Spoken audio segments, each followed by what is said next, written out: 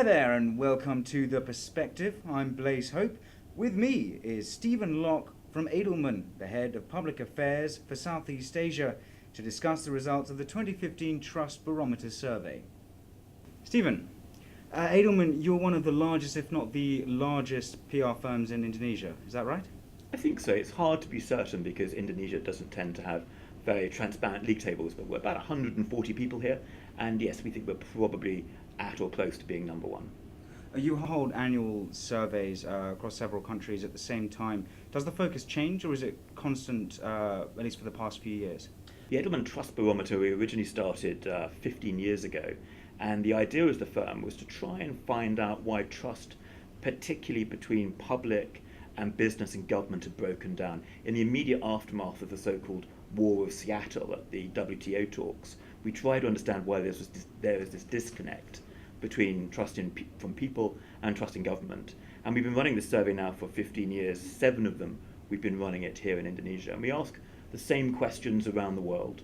Now it's a survey of 33,000 people in 27 countries.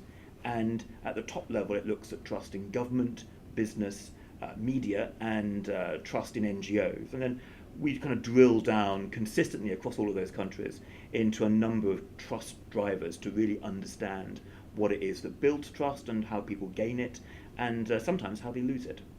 Would you say globalization is a driver of that? Interestingly, one of our first findings in the early years was a massive sort of resistance from people towards the idea of globalization. But globalization, I think, has become much less of an issue in general. In some countries, it still crops up as an issue. Last year, for instance, in Indonesia, we asked people what are the most important things for government to do.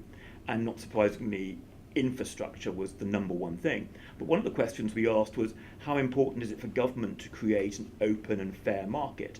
And globally, about 20% of people thought that was important. In Indonesia, only 5%, which is interesting from my perspective because at the end of this year, we start the ASEAN Economic Community, and we've just had a really hard-fought election season in 2014, talking a lot about economic sovereignty.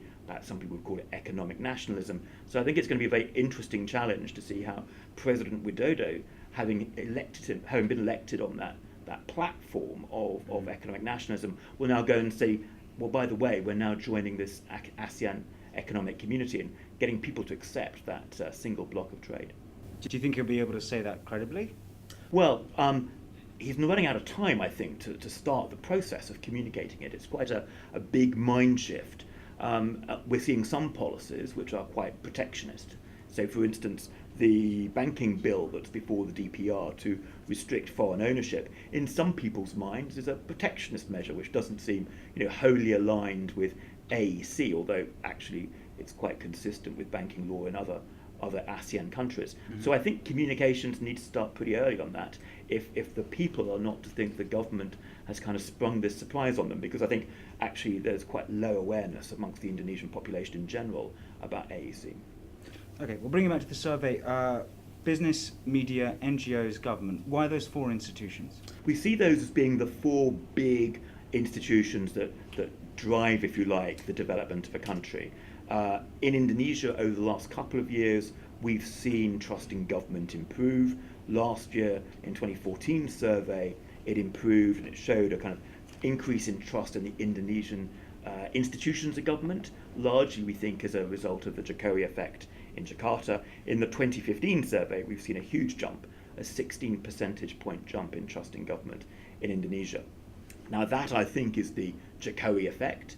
Our survey we did here in the last week of October, the first 2 weeks of November, and that was just around the time of the discussion about fuel subsidy cuts. And I think that's interesting because that was a controversial time. We were seeing a lot in the media and from some political parties about this was the wrong move for Jokowi to make. But actually trust from the Indonesian public in government was extremely resilient. Highest trust scores we've ever seen in Indonesia in the government. Right, well, we're going to take a quick break, but we'll be right back with The Perspective.